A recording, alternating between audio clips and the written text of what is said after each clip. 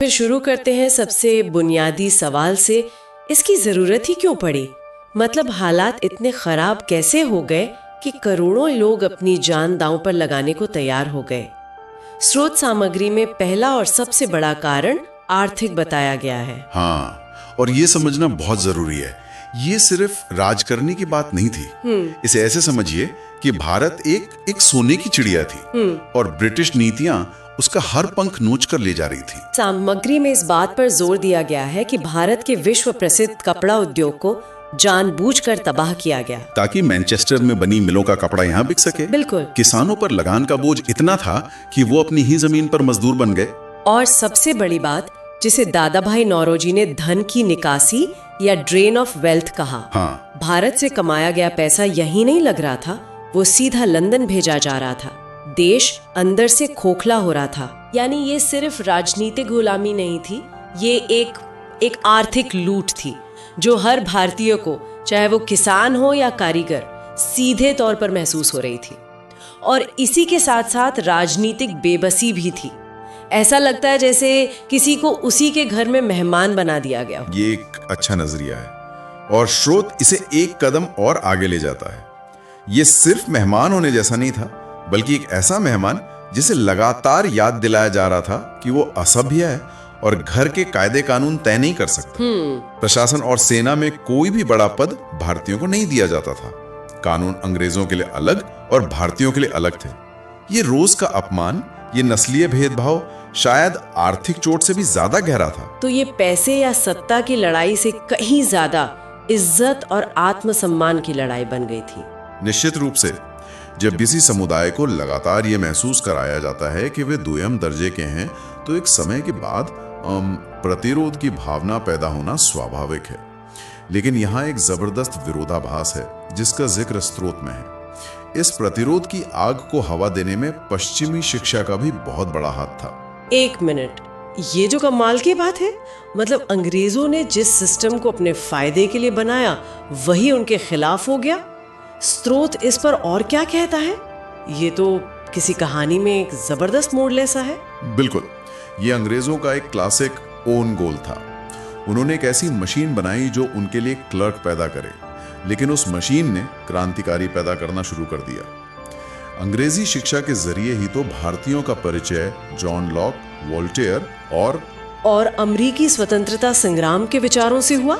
अच्छा। जब उन्होंने स्वतंत्रता, समानता और लोकतंत्र के बारे में पढ़ा तो उन्होंने सवाल पूछना शुरू कर दिया कि अगर ये विचार इतने अच्छे हैं तो ये भारत में क्यों लागू नहीं होते? सही बात है।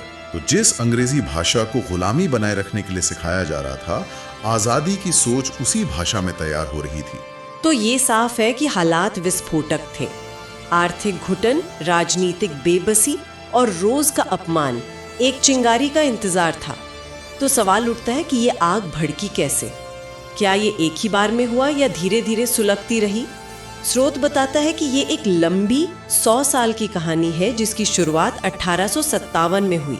हाँ, 1857 का विद्रोह, जिसे पहला स्वतंत्रता संग्राम भी कहा जाता है, इसे अक्सर एक असफल विद्रोह के तौर पर देखा जाता है, जो सच भी है। संगठन की कमी थी, एक साझा नेता नहीं था। लेकिन स्रोत एक दिलचस्प बिंदु उठाता है। इसकी असफलता से ज्यादा महत्वपूर्ण इसका प्रभाव था। क्या प्रभाव था? ये वो पहला मौका था जब उत्तर और मध्य भारत के लोग धर्म और जाति से ऊपर उठकर एक साझा दुश्मन के खिलाफ लड़े। इसने एक राष्ट्रीय चेतना को जन्म दिया। रानी लक्ष्मीबाई, तात्या टोपे, मंगल पांडे, ये सिर्फ नाम नहीं बल्कि इस चेतना के प्रतीक बन गए। और इस विद्रोह की आग इतनी तेज थी कि इसने ईस्ट इंडिया कंपनी के राज को जलाकर राख कर दिया। हाँ, और ब्रिटिश क्राउन को सीधे सत्ता अपने हाथ में लेने पर मजबूर कर दिया। और इस हिंसक शुरुआत के बाद संघर्ष का तरीका एकदम बदल गया। लड़ाई मैदानों से निकलकर सभाओं और अखबारों में आ गई। 1885 में भारतीय राष्ट्रीय कांग्रेस की स्थापना हुई। लेकिन जैसा कि स्रोत में बताया गया है, शुरुआती कांग्रेस का रवैया बहुत नरम था, लगभग गिड़गिड़ाने वाला।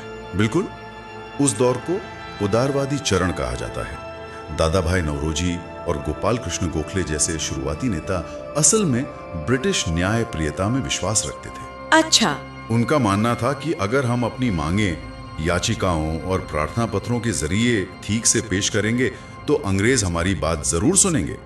वे ब्रिटिश साम्राज्य के भीतर ही ज्यादा अधिकार चाहते थे, पूरी आजादी नहीं। आज हमें ये अजीब लग सकता है, लेकिन उस वक्त के हिसाब से ये एक तार्किक कदम था।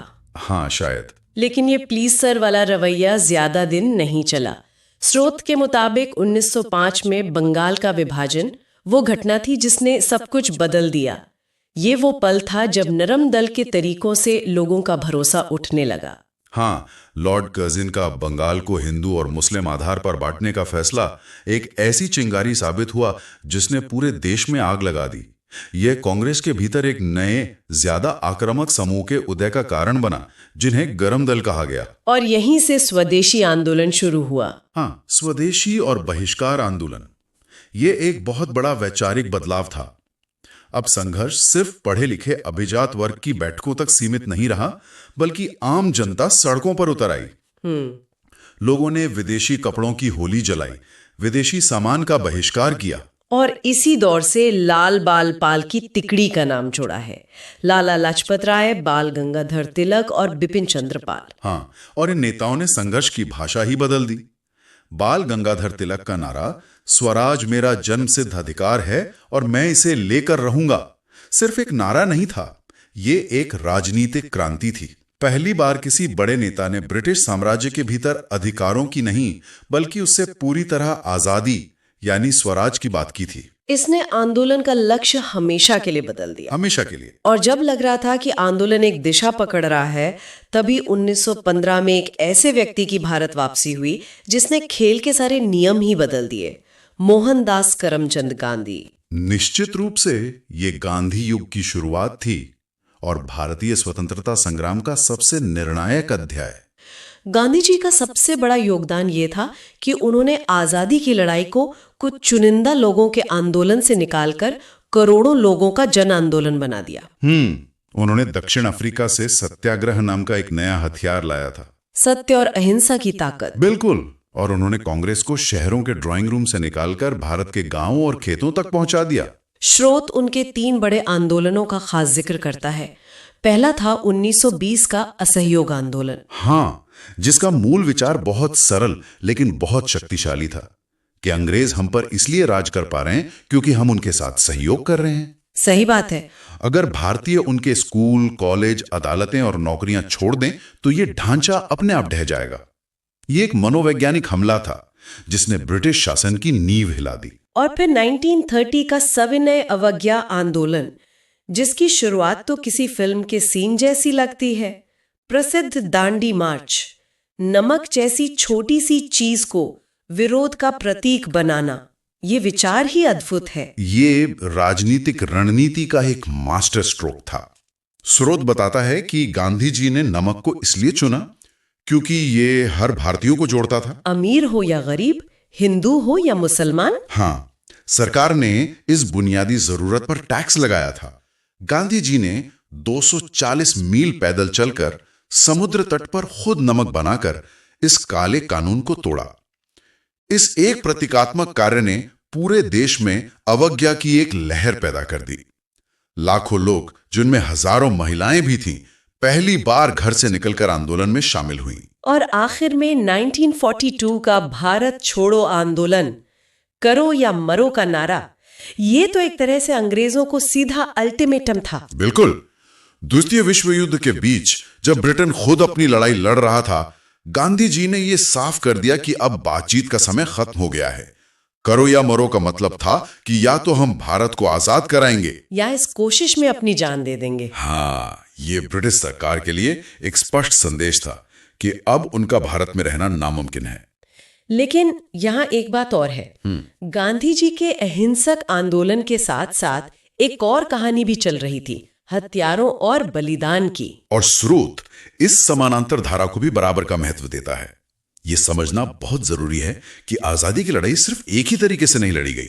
एक तरफ गांधी थे तो दूसरी तरफ भगत सिंह, सुखदेव और राजगुरु जैसे युवा क्रांतिकारी भी। यहां हमें एक पल रुककर सोचना होगा, भगत सिंह और उनके साथियों की उम्र क्या थी? 20-22 साल बस। हाँ, स्रोत इस बात पर जोर देता है कि यह सिर्फ जवानी का गुस्सा नहीं था, बल्कि एक गहरी वैचारिक स्पष्टता थी कि आजादी की कीमत चुकानी पड़ेगी। उनका मकसद सिर्फ मारना नहीं था, बल्कि अपने बलिदान से बहरों को सुनाना था, जैसा उन्होंने खुद कहा। और फिर सुभाष चंद्र बोस थे, जिनका रास्ता इन दोनों से ही बिल्कुल अलग था। हाँ, सुभाष चंद्र बोस ने एक अलग ही मोर्चा खोला। जब उन्हें लगा कि कांग्रेस के तरीकों से आजादी मिलने में बहुत देर हो जाएगी, तो वे देश से बाहर निकल गए और आजाद हिंद फौज यानी INA बनाई। उन्होंने तुम मुझे खून दो, मैं तुम्हें आजादी दूंगा का नारा दिया और भारत के बाहर से ब्रिटिश सेना पर हमला किया। बिल्कुल। भले ही ये सैन्य रूप से सफल ना हुए हों, लेकिन उनके इस कदम ने भारतीय सेना के सैनिकों के मन में भी विद्रोह की भावना जगा दी और इसी ने ब्रिटिश राज की कमर तोड़ दी। तो कुल मिलाकर आज की इस पड़ताल में हमने देखा कि कैसे आर्थिक लूट और सामाजिक अपमान ने मिलकर वो बारूद तैयार किया जिसमें आजादी की आग लगनी ही थी। बिल्कुल। और फिर हमने देखा कि ये आग एक बार में नहीं भड़की।